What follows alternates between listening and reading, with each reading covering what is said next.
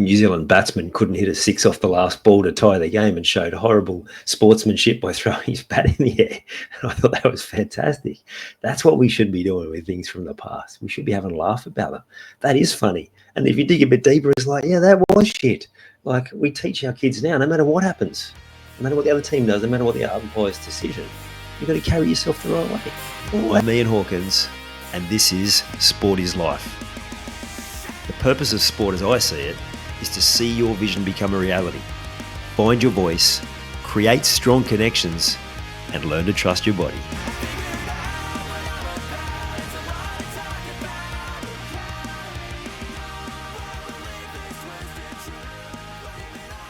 Sometime over the last few days, it's been the 24-year anniversary of the infamous Underarm ball.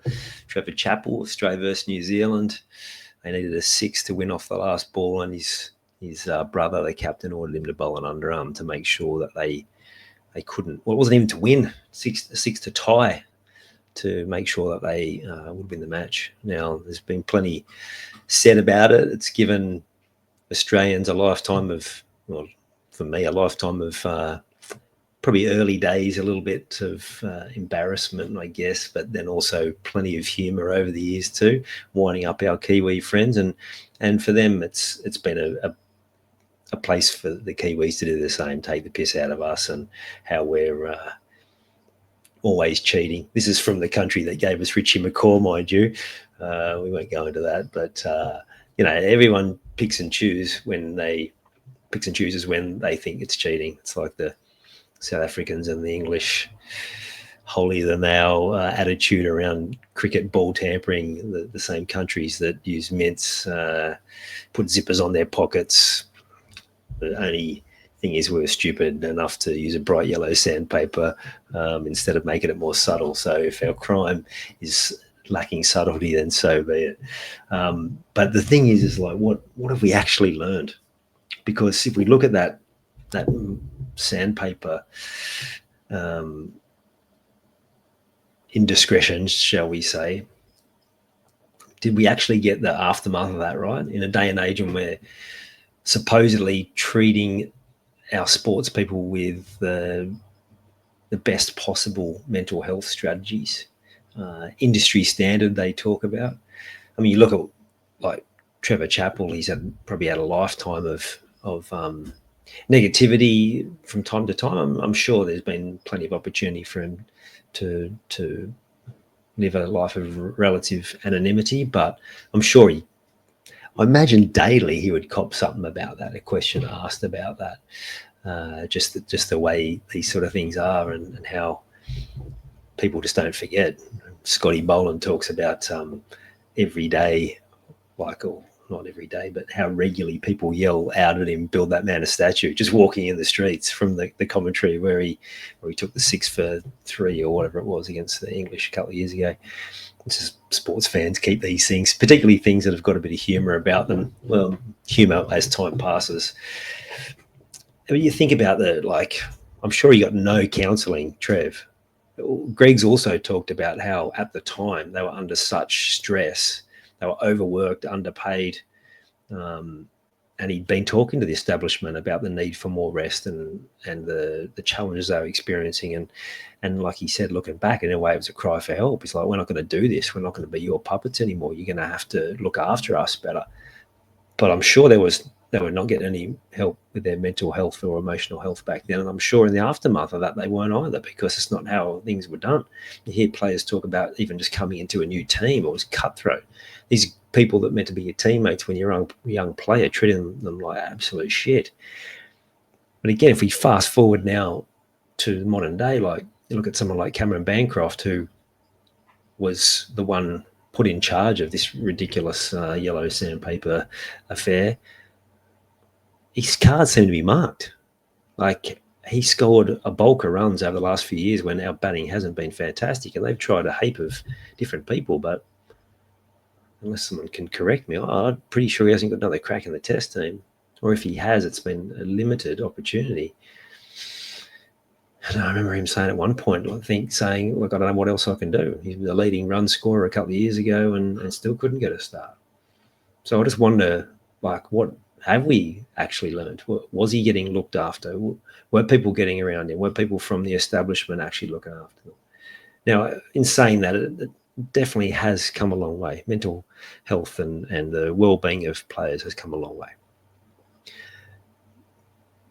But are we doing a good enough job? Going over anniversaries like this that are not particularly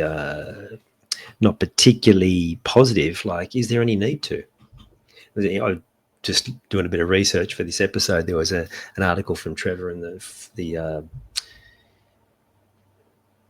how many years is it? Did I say 20 year, 40 year, 44, 44 year, 981. So yes, 44 year anniversary. When the 40-year anniversary, saying like, it's a negative thing in your life. What purpose is apologizing now? Like, what would it, like, talk about his brother never apologizing, and he said, like, well, I'm not sure what good it'd do to anyone for apologizing, and it's what's done is done, and I just there's actually something to that. Like, is there anyone realistically hanging on for 44 years about something that happened so long ago? And if so, why would they still be heard about it? Like, life throws you stuff that's challenging, that's shit. Like, that's just life. But if you stay stuck dwelling on those things and feeling some way cheated or holding a grudge, you're just making yourself suffer. You're punishing yourself. It's really interesting why we even do that, which is why what prompted me to do this particular episode was the meme I saw where it was saying 44 years ago today, a New Zealand batsman couldn't hit a six off the last ball to tie the game and showed horrible sportsmanship by throwing his bat in the air. And I thought that was fantastic. That's what we should be doing with things from the past. We should be having a laugh about them. That is funny. And if you dig a bit deeper, it's like, yeah, that was shit. Like, we teach our kids now, no matter what happens, no matter what the other team does, no matter what the umpire's decision, you've got to carry yourself the right way. Well, that was no good. You shouldn't be throwing your bat in the air. I'm pretty sure we would have all reacted in a similar way. But like, what's he doing? But yeah, so I love the humor in that. I love this. Life can be way too serious at times, and we've got to have a lighter side to these things. We've got to, move on from shit from 44 years ago.